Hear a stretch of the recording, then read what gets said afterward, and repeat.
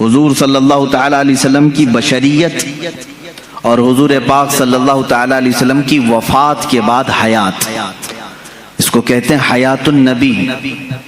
اس مسئلے میں ہمارا اور کچھ دوسرے لوگوں کا اختلاف تو ہے ہی، لیکن جماعت دیوبند میں بھی دو فرقے ہیں اس مسئلے کو لے کر، حیاتی اور مماتی۔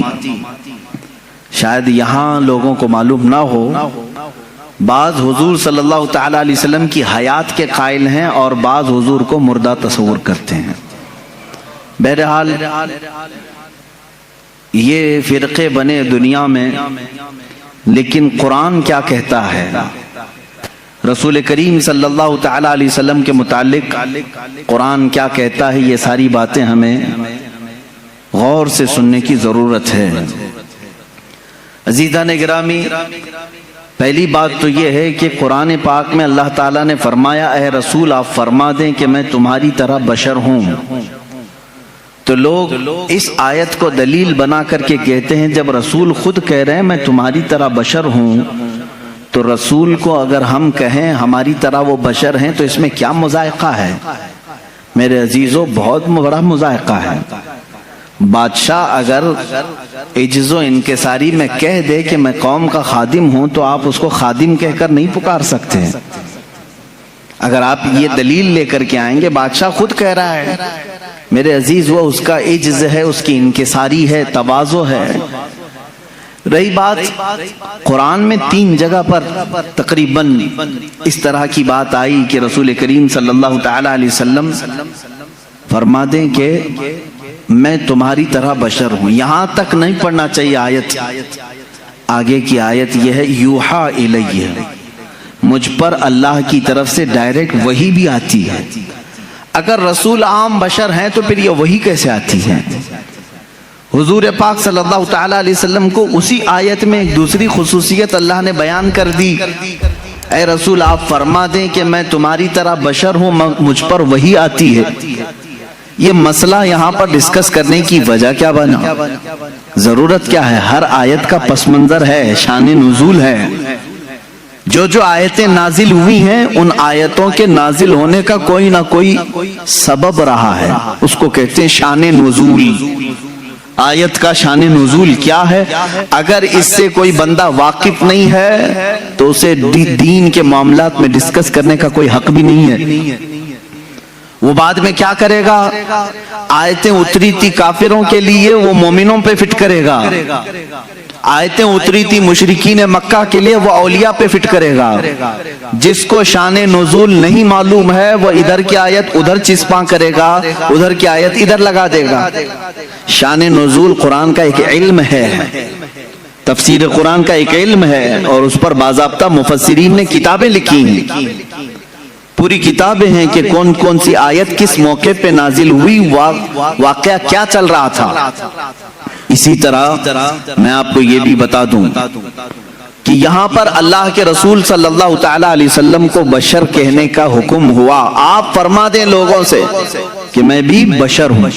بشر کا مطلب ہوتا ہے انسان، میں بھی بشر ہوں، آپ بھی بشر ہیں، حضور صلی اللہ تعالی علیہ وسلم بھی بشر ہیں۔ لیکن اس میں کچھ لوگ دھوکہ کھا گئے، رسول کو کہنے کا حکم ہوا ہے وہ بھی بشر ہیں تو ہم بھی کہیں گے رسول ہماری طرح بشر ہیں۔ میرے عزیز تجھے یہ پوری تفصیل سمجھنی ہوگی کہ اللہ نے کیوں فرمایا رسول کو اپنی طرح بشر، رسول کو کیوں حکم ہوا کہ آپ کہہ دیں بشر ہیں۔ وجہ یہ تھی کہ اس زمانے میں 2 قومیں تو بگڑی تھیں، ایک یہودی اور دوسرے عیسائی۔ ان کے پاس اللہ کی کتابیں تھیں، اللہ کی کتابیں تھیں۔ یہودیوں کے پاس تورات بھی تھی، انجیل بھی تھی، عیسائیوں کے پاس انجیل تھی، نبی بھی آئے ان کے پاس۔ لیکن یہ قومیں کیسے بگڑی؟ اپنے اپنے زمانے کے نبیوں میں جب انہوں نے حیرت انگیز معجزات دیکھے تو غلو کر گئے۔ غلو کا مطلب ہوتا ہے اور کر دینا کسی کے مرتبے کو بڑھا کر کے۔ حضرت عزیر علیہ السلام ایک نبی ہیں، اللہ نے ان پر نیند طاری کر دی، وہ 100 سال تک سوتے رہے۔ قرآن پاک میں اللہ نے اس کا تذکرہ بیان فرمایا ہے، تیسرے پارے میں سورہ بقرہ ہی میں ہے۔ 100 سال تک ایک ہی مقام پر سوتے رہے، پھر 100 سال کے بعد مولا نے دوبارہ انہیں اٹھایا اور وہ اپنی قوم کے پاس آئے۔ ان کے بچے ان سے بڑی عمر کے ہو چکے تھے، یہ غالباً 33 یا 35 سال کی عمر میں گئے تھے۔ واپس جب اٹھائے گئے 100 سال کے بعد تو ان کی جو عمر تھی وہی تھی، لیکن جو قوم کی عمر تھی وہ 100 سال آگے جا چکی تھی۔ اب اس معجزے کو دیکھ کر کے کئی لوگ ششدر رہ گئے، کیا کوئی 100 سال کے بعد دوبارہ اٹھ سکتا ہے؟ کوئی موت کے بعد دوبارہ آ سکتا ہے؟ تو ان لوگوں نے کیا کہنا شروع کیا، ایسا حیرت انگیز کام ہم نے آج تک دیکھا نہیں تھا۔ اگر عزیر کے ساتھ ایسا ہوتا ہے تو یہ اللہ کا بیٹا ضرور ہوگا۔ وقالت الیہود عزیر ابن اللہ، تو یہودیوں نے کہا عزیر اللہ کا بیٹا ہے، تو انہوں نے کہاں تک بڑھا دیا؟ اللہ کا بیٹا کہہ دیا۔ اب ادھر آئیں عیسیٰ علیہ السلام۔ عیسیٰ علیہ السلام دنیا میں وہ تنہا شخص ہیں جو بغیر باپ کے پیدا کیے گئے۔ آدم علیہ السلام کے بعد، آدم علیہ السلام کو تو اللہ تعالیٰ نے بغیر باپ بغیر ماں کے پیدا کیا، لیکن عیسیٰ علیہ السلام صرف اور صرف حضرت بی بی مریم سے پیدا کیے گئے، اور حضرت مریم کو کسی نے چھوا تک نہیں، وہ اتنی پاکیزہ تھی۔ جبرائیل امین علیہ السلام نے پھونک ماری اور وہ حملہ ہو گئی، اس حمل سے حضرت عیسیٰ علیہ السلام پیدا ہوئے، اور عیسیٰ علیہ السلام کا لقب بھی ہے روح اللہ۔ اب عیسیٰ علیہ السلام کے کچھ معجزے بھی تھے، وہ مٹی کے پرند بناتے تھے، مٹی کے کیچڑ اس میں پھونک مارتے تو پرندے زندہ ہو کر اڑتے تھے، یہ قرآن پاک میں ہے۔ جب عیسائیوں نے یہ تمام حیرت انگیز معاملات دیکھے نبی سے تو کہہ بیٹھے عیسیٰ اللہ کا بیٹا ہے۔ کیا کہا؟ عیسیٰ اللہ کا بیٹا ہے، معاذ اللہ رب العالمین۔ وقالت النصارى المسیح ابن اللہ، نصارہ نے کہا عیسیٰ علیہ السلام اللہ کے بیٹے ہیں۔ پتہ یہ چلا کہ جب نبی سے کوئی حیرت انگیز کام قوم دیکھتی ہے تو خدا تک پہنچا دیتی ہے۔ عزیر علیہ السلام 100 سال کے بعد دوبارہ اٹھے تو قوم نے کہہ دیا اللہ کا بیٹا ہے۔ عیسیٰ علیہ السلام بغیر باپ کے پیدا کیے گئے اور مٹی کے پرندوں میں پھونک مارتے تو اڑنے لگتے، تو عیسائیوں نے کہہ دیا وہ اللہ کے بیٹے ہیں۔ اب ادھر مکہ مکرمہ میں جو جلوہ رسول دیکھا ہے، رسول کریم صلی اللہ تعالی علیہ وسلم کے ایک آدھ حیرت انگیز کام نہیں ہے، ہر دن ایک معجزے کا صدور ہے۔ کبھی یہ رسول انگلی اٹھا کر کے اشارہ کرے چاند پھٹ جائے، کبھی وہ بے زبان جانوروں سے کلام کریں، درخت اکھڑ کر ان کی بارگاہ میں آ جائے۔ تو یہ حیرت انگیز کام جو رسول پاک کے ساتھ ہو رہے تھے، تو اب عرب کے لوگ پچھلی قوموں کی طرح بگڑ نہ جائیں اور رسول کو یہ نہ کہہ دیں کہ یہ خدا اتر پڑا ہے۔ اللہ نے فرمایا رسول آپ کہہ دیں کہ میں بشر ہوں۔ اللہ نے کیوں فرمایا قل انما انا بشر مثلکم، اے حبیب آپ فرما دے میں بشر ہی ہوں، کہ تم دھوکہ نہ کھا جانا، مجھے خدا مت سمجھ لینا۔ ایک بات یہ بھی ہے، اور دوسری بات ایک بہت بڑے گزرے ہوئے ایک مناظرے کا سبق بھی تھا اس میں۔ ابراہیم علیہ السلام کے ساتھ نمرود کا ایک مناظرہ ہوا تھا۔ نمرود اس زمانے کا ظالم و جابر بادشاہ، جب اس نے دیکھا کہ ابراہیم ہمارے بتوں کی پوجا بھی نہیں کرتا، اور حضرت ابراہیم علیہ السلام کے ساتھ بہت سارے معاملات تھے، وہ ان کے بتوں کو نہیں مانتے تھے، جو ستاروں کی پوجا کرتے ان کی نہیں مانتے تھے، جو چاند و سورج کو پوجتے ان کی نہیں مانتے تھے۔ ایک دن بلایا اس نے دربار میں۔ اب یہ جو مناظرہ ہے وہ بھی قرآن پاک میں آیا۔ حضرت ابراہیم علیہ السلام سے اس نے پوچھا کہ تم کس خدا کو مانتے ہو، آخر کون ہے تیرا خدا؟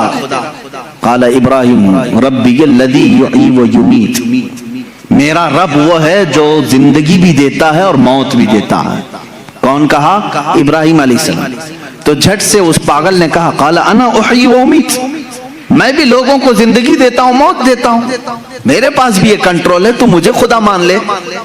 ابراہیم علیہ السلام نے پوچھا وہ کیسے؟ اس نے اپنے جیل میں سے 2 قیدی نکالے، ایک کو آزاد ہونا تھا، ایک کو پھانسی کی سزا ہونی تھی۔ تو اس نے کہا دیکھو یہ آزاد ہونے والا ہے اور یہ پھانسی پہ چڑھنے والا ہے، لیکن جو مرنے والا تھا اس کو آزاد کر دیا، کہا کہ میں نے اس کو زندگی بخش دی، اور جو آزاد ہونے والا تھا اس کا گلا کاٹ دیا، کہا میں اس کو مار دیا، موت و حیات میں بھی دے سکتا ہوں۔ ابراہیم علیہ السلام نے کہا یہ نرا جاہل ہے، موت و حیات کا مطلب اس نے یہ سمجھ لیا۔ اب ابراہیم علیہ السلام نے اتنا زبردست چیلنج پیش کیا جو قرآن میں ہے، قال ابراہیم فإن اللہ یأتی بالشمس من المشرق فأتی بها من المغرب۔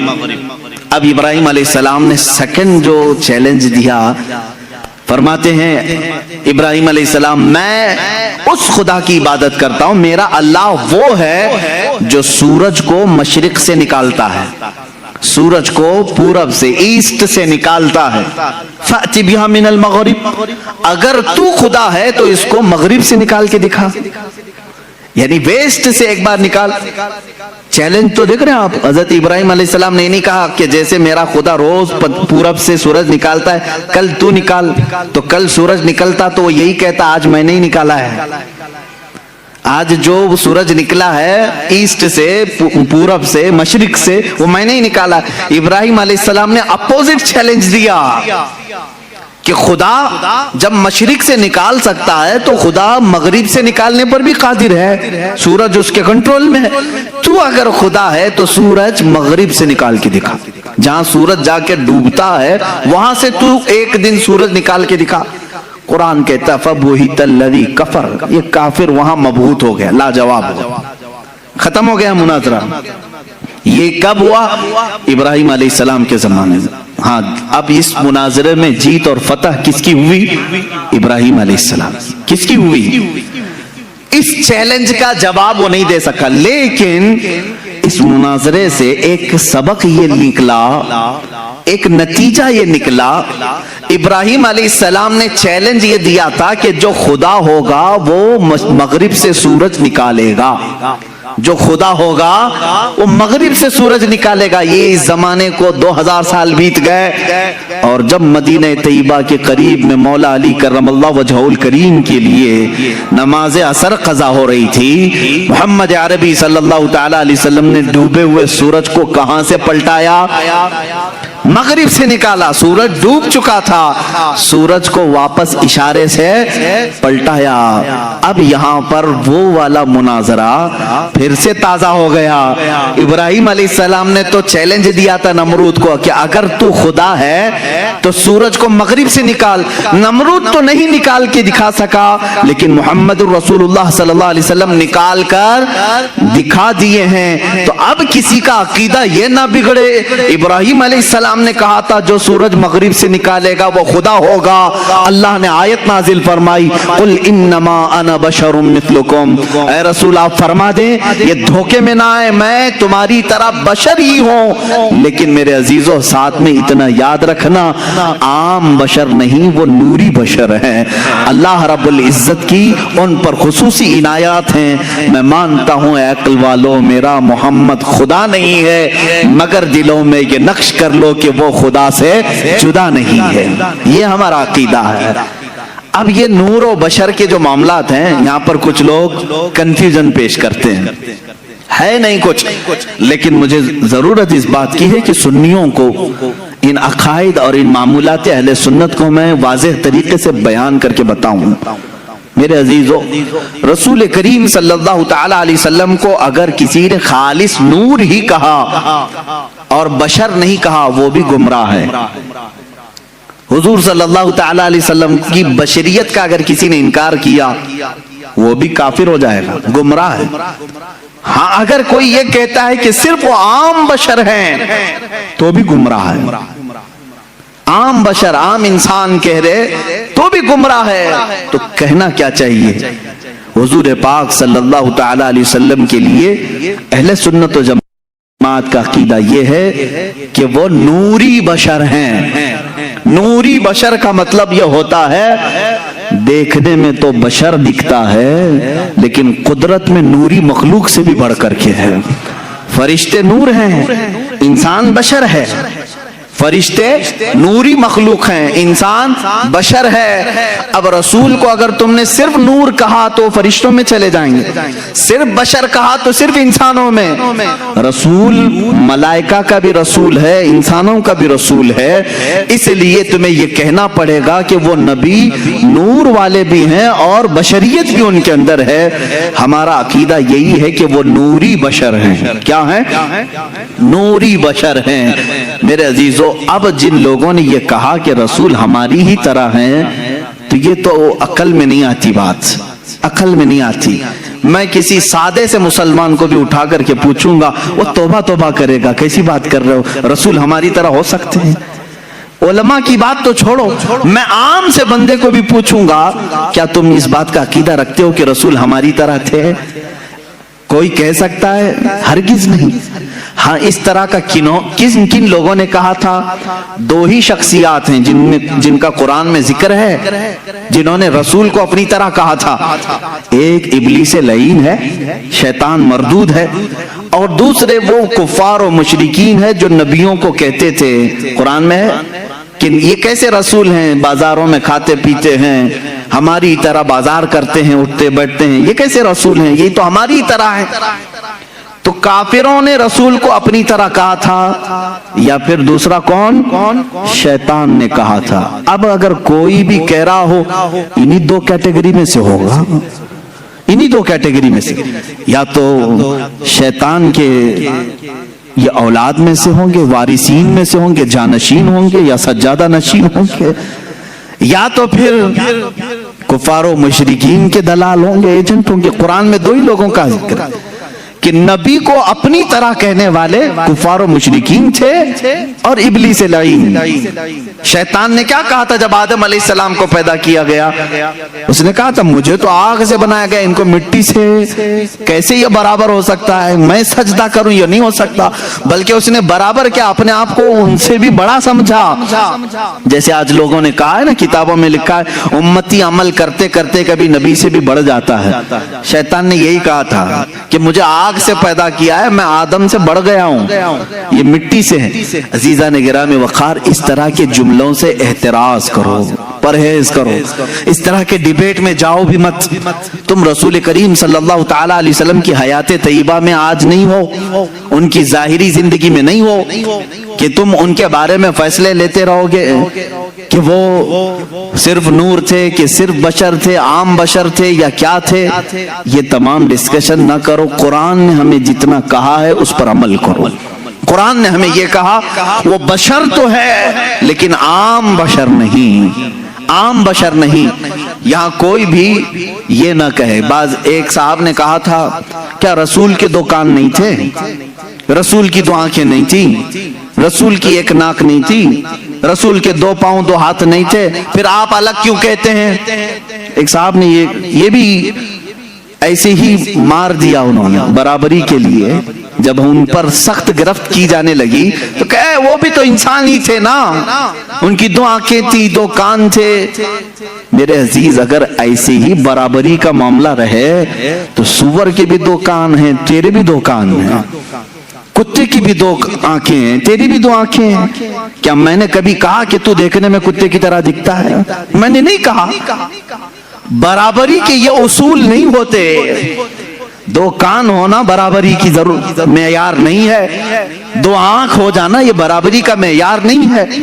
ذرا تم اپنے گریبان میں جھانک کر کے دیکھو، جو رسول کو اپنی طرح بشر کہے، کیا زندگی میں کبھی تمہارے پاس جبرائیل آیا ہے؟ کیا کبھی زندگی میں تمہارے پاس جبرائیل آیا ہے؟ برابری کہنے والے سے میرا سوال ہے، کیا زندگی میں کبھی تجھے معراج کا بلاوا آیا ہے؟ کیا زندگی میں کبھی تجھے انبیاء کی امامت کا شرف ملا ہے؟ کیا کبھی تیری زندگی میں ایسا ہوا کہ تو سو گیا ہو، جنت سے تجھے کھلا پلا دیا گیا ہو؟ وہ خصوصیات تو میرے مصطفیٰ کو عطا تھی، یہ رسول کریم صلی اللہ تعالی علیہ وسلم کی عنایات تھی۔ اللہ کے نبی صلی اللہ تعالی علیہ وسلم عید عید کی نماز پڑھانے کے لیے مدینے سے باہر تشریف لائے ہیں اور کھلے میدان میں نماز پڑھا رہے ہیں. صحابہ فرماتے ہیں جب تک میرے آقا صلی اللہ تعالی علیہ وسلم خطبہ دیتے رہے, نماز پڑھاتے رہے, آسمان کا ایک ٹکڑا ابر بن کر چھاؤں پیش کرتا رہا, سایہ بن کر کے سایہ افغن رہا. اور ہمیشہ میرے آقا صلی اللہ تعالی علیہ وسلم جب کبھی دھوپ میں چلتے تھے تو آسمان کا ایک ٹکڑا ساتھ ساتھ چلتا تھا. کیا تیرے بھی یہ خصوصیات ہیں؟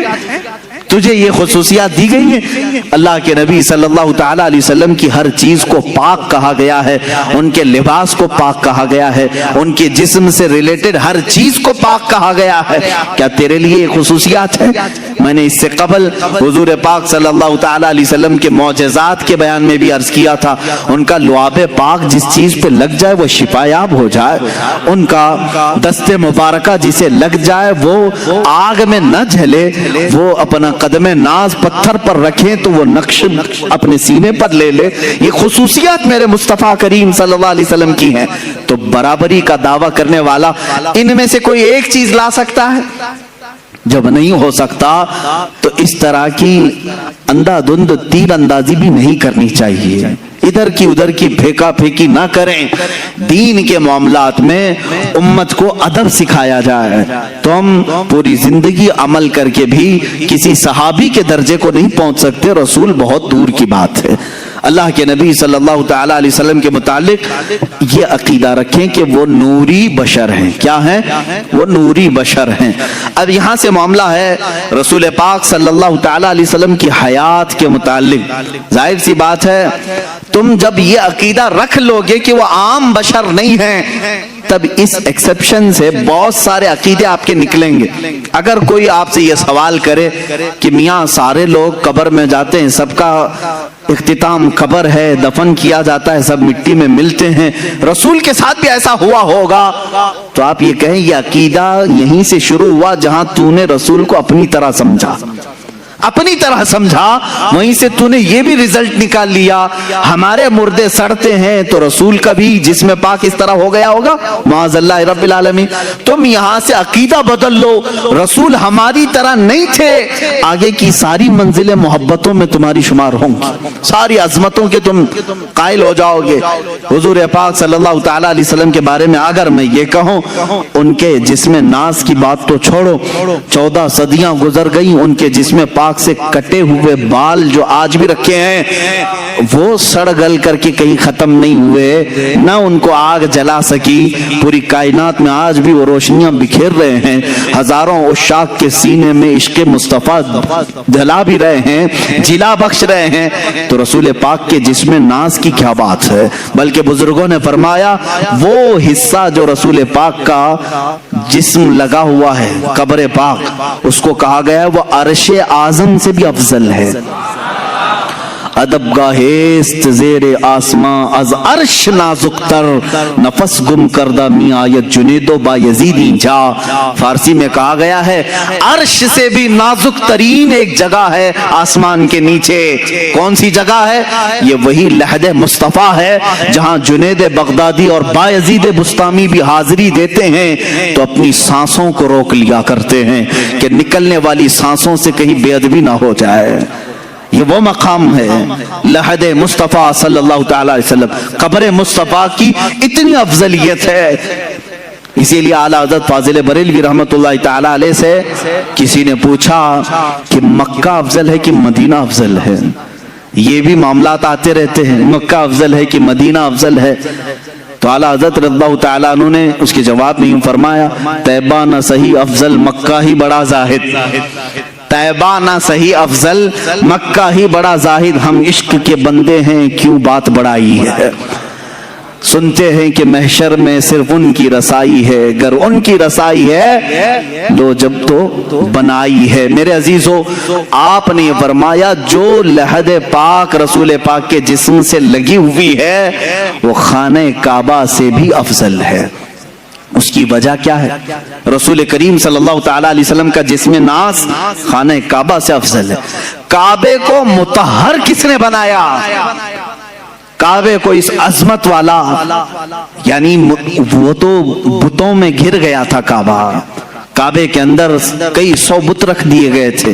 اس کعبے کو طہارت کس نے بخشی؟ مصطفیٰ کریم صلی اللہ تعالی علیہ وسلم. کعبے کے ارد گرد اس وقت لوگ ننگا طواف کرتے تھے کپڑے اتار کر کے. میرے آقا صلی اللہ تعالی علیہ وسلم نے طواف کرنے والوں کے آداب بتائے. عزیزان گرامی، تم اگر یہاں بیٹھ کر کے فیصلہ کرو گے کون افضل ہے کون نہیں افضل ہے، یہ تمہارے بس کی بات نہیں، خود کعبے سے ہی پوچھو. امام اہل سنت فاضل بریلوی رحمۃ اللہ علیہ نے فرمایا، غور سے سن تو رضا کعبے سے آتی ہے صدا، میری آنکھوں سے میرے پیارے کا روزہ دیکھو، حاجیو آؤ شہنشاہ کا روزہ دیکھو، کعبہ تو دیکھ چکے کعبے کا کعبہ دیکھو. عزیزان گرامی وقار، حضور اکرم صلی اللہ تعالی علیہ وسلم کی حیات طیبہ ایک ہاٹ ٹاپک ہے ان لوگوں کے لیے جن کے لیے یہ گرم لگتا ہے، ورنہ سنیوں کے لیے بڑی حوصلہ افزا ٹاپک ہے. جب ہم اپنے نبی کی حیات کی بات کرتے ہیں تو کئی امیدیں پھر سے جاگ جاتی ہیں. میاں چھوڑو، ہم ٹینشن میں تھے کون آئے گا کون نہیں آئے گا، مولانا نے کہہ دیا ہے رسول پاک اب بھی ہیں، آئیں گے. جب ظاہر سی بات ہے امت میں ہم یہ بات کہیں گے تمہارے رسول اب بھی ہیں، تو امت کا حوصلہ نہیں بڑھے گا. حضور پاک صلی اللہ تعالی علیہ وسلم سے آس و یاس امت کی اور بڑھ جائے گی. اب ظاہر سی بات ہے یہ تو باتیں ہوئی، دلیلوں کی روشنی میں تو ہمیں کہنا ہوگا. رسول کریم صلی اللہ تعالی علیہ وسلم اپنی قبر انور میں زندہ ہیں یا بعض لوگوں کے قول کے مطابق مر کر مٹی میں مل گئے؟ ہاں یہ کتابوں میں لکھا ہوا ہے، اس لیے مجھے کہنا پڑ رہا ہے. عزیزان گرامی وقار، ہمارا عقیدہ تو وہی ہے جو بریلی کے تاجدار نے اپنے ایک شعر میں ہمیں یوں بتایا، یا رسول اللہ تو زندہ ہے واللہ تو زندہ ہے واللہ، میری چشم عالم سے چھپ جانے والے، چمک تجھ سے پاتے ہیں سب پانے والے، میرا دل بھی چمکا دے چمکانے والے. ہم تو اپنے رسول کو اپنی قبر اطہر میں زندہ مانتے ہیں. حیات النبی کا یہ عقیدہ ہر سنی کا ہے. حضور پاک صلی اللہ تعالی علیہ وسلم اپنی حیات پاک میں ہیں. اب وہ کیسی زندگی ہے یہ ڈسکس امت کے لیے نہیں ہے. حضور کی وفات کے بعد جو زندگی ہے وہ کیسی ہے، بلکہ میں کہتا ہوں جو دنیا میں تھی اس سے کئی درجے افضل زندگی ہے. تم یہ کہتے ہو کہ ایسے ہی زندہ ہیں جیسے تم زندہ ہو، نہیں میاں، اس سے کئی درجے افضل زندہ ہیں. جب قرآن کہتا ہے شہیدوں کے بارے میں کہ تو ان کو مردہ نہ کہو، کیا قرآن میں نہیں ہے آیت؟ اللہ کی راہ میں جو مارے جائیں انہیں مردہ نہ کہو. دوسری جگہ ہے مردہ تصور بھی مت کرو، سوچو بھی مت. اللہ فرماتا ہے وہ زندہ ہیں اور انہیں اللہ کی طرف سے رزق بھی ملتا ہے. اب مجھے یہ بتائیں جو زندہ ہے اور رزق بھی مل رہا ہے، اللہ سے کیوں نہیں پوچھتے کہ مولا وہ کون سا رزق تو انہیں دے رہا ہے، وہ کیا کھا رہے ہیں پی رہے ہیں؟ میرے عزیزو جب تم مرو گے تبھی پتہ چلے گا. جس کو یہ ٹینشن ہے کہ وہ کیسے زندہ ہیں، لیکن قرآن نے یہ کہا کہ وہ زندہ ہیں تو ہمارا عقیدہ ہے کہ وہ اللہ نے ان کو جیسی زندگی دی ویسے زندہ ہے. بلکہ اب احادیث کی روشنی میں بھی میں آؤں گا رسول پاک صلی اللہ تعالی علیہ وسلم کی حیات طیبہ کو ثابت کرنے کے لیے. رسول اپنی روح اور جسم کے ساتھ ہیں. ایک بار جو روح نکالنی ہے وہ اللہ کے وعدے کے مطابق نکال لی جاتی ہے. دوبارہ انبیاء کرام علیہ السلام کی زندگی پہلے سے افضل بنا دی جاتی ہے. ان کا جسم بھی صحیح سلامت رکھا جاتا ہے، جیسا جسم ان کا تھا اسی شان کے ساتھ قبر پاک میں ان کے جسم کی حفاظت کی جاتی ہے. کیونکہ اللہ کے رسول نے خود فرمایا ان اللہ حرم علی الارض ان تاکل اجساد الانبیاء فنبی اللہ حی یرزق. اللہ نے بے شک زمین پر حرام کر دیا ہے وہ نبیوں کے جسموں کو کھا نہیں سکتی. نبیوں کے جسموں کو کھانا زمین پر اللہ نے حرام کر دیا. اللہ کے نبی زندہ ہوتے ہیں انہیں رزق بھی دیا جاتا ہے، یہ حدیث پاک ہے. اب آئیں میں دلائل کی روشنی میں کہتا ہوں. عربی کی اگر عبارات بھی پڑھوں تھوڑا بہت میں آپ کو گرامر بھی بتا دوں.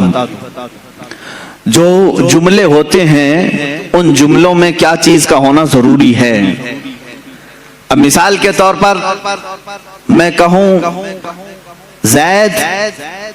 زید عالم ہے زید عالم ہے، اس کا مطلب کیا ہے؟ پریزنٹ میں بول رہا ہوں میں یا کہ پاسٹ میں بول رہا ہوں؟ پریزنٹ میں نا، عام بندہ سمجھ رہا ہے، پریزنٹ بات کر رہا ہوں، حال کی بات کر رہا ہوں۔ زید عالم ہے، اس کا مطلب ہے ابھی ہے، زید عالم ہے۔ اسی قاعدے اور گرامر کے حساب سے آگے چلتے ہیں۔ جب لفظ ہے آتا ہے تو وہ پریزنٹ کو پیش کرتا ہے، حال کو پیش کرتا ہے۔ اب آؤ میرے عزیزو، اس پر تو پورا اسلام کھڑا ہے۔ تمہارا کلمہ کیا ہے؟ لا الہ الا اللہ محمد رسول اللہ۔ کلمہ ہر مسجد میں ملے گا، ہر جگہ تمہیں ملے گا، ترجمے کے ساتھ بھی ملے گا۔ لا الہ الا اللہ کا ترجمہ کیا ہے؟ کوئی معبود نہیں اللہ کے سوا۔ یہ ایک ہو گیا، ہم نے نفی کر دی۔ دوسرا ورڈ آتا ہے محمد رسول اللہ ہے یہ۔ اب اس کو ہم ملا کے پڑھتے ہیں، محمد رسول اللہ، محمد اللہ کے رسول۔ کیا کہہ رہے ہیں؟ محمد اللہ کے رسول۔ پاسٹ میں تھے کہا میں نے، آپ ترجمہ کبھی کلمے کا یوں کرتے ہو محمد اللہ کے رسول تھے؟ نہیں، ہمارا ہر بچہ ترجمہ یہی کرے گا، محمد اللہ کے رسول ہے۔ یہ اس بات کی علامت ہے کہ رسول آج بھی زندہ ہیں۔ میرے عزیزو، ہم مردہ رسول کو مانتے تو یہ کہتے وہ اپنے زمانے میں رسول تھے۔ جب جب کلمہ پڑھ رہے ہیں ہم اقرار کر رہے ہیں رسول ہیں، محمد اللہ کے رسول۔ کلمہ ہمارے نبی کی زندگی کی بڑی دلیل ہے، اور اگر رسول پاک کی حیات کا کوئی منکر ہے تو میں سمجھتا ہوں اس کا کلمہ ہی ادھورا ہے۔ وہ رسول پاک صلی اللہ تعالی علیہ وسلم کی رسالت کو پاسٹ میں مان رہا ہے، ابھی نہیں مان رہا ہے۔ محمد اللہ کے رسول ہیں، اس سے سمجھ میں آیا رسول ہیں کہ نہیں؟ ابھی ہے۔ میرے عزیزو، صحابہ نے بھی یہی کلمہ پڑھا، اولیاء نے بھی یہی پڑھا، تابعین نے بھی یہی پڑھا، ہم بھی یہی پڑھ رہے ہیں۔ اللہ کی ذات سے کروڑ ہاں یقین ہے کہ ہمارے بچے بھی یہی پڑھیں گے انشاءاللہ العزیز، ہماری نسلیں بھی یہی پڑھیں گے۔ آج بھی رسول زندہ ہیں، کل بھی زندہ تھے، اور قیامت تک انشاءاللہ العزیز ہمارا یہ عقیدہ بھی زندہ رہے گا۔ ویڈیو اچھا لگے تو ویڈیو کو لائک، شیئر اور چینل کو سبسکرائب ضرور کریں، اور پوری ویڈیو کو ضرور دیکھیں۔ جزاک اللہ۔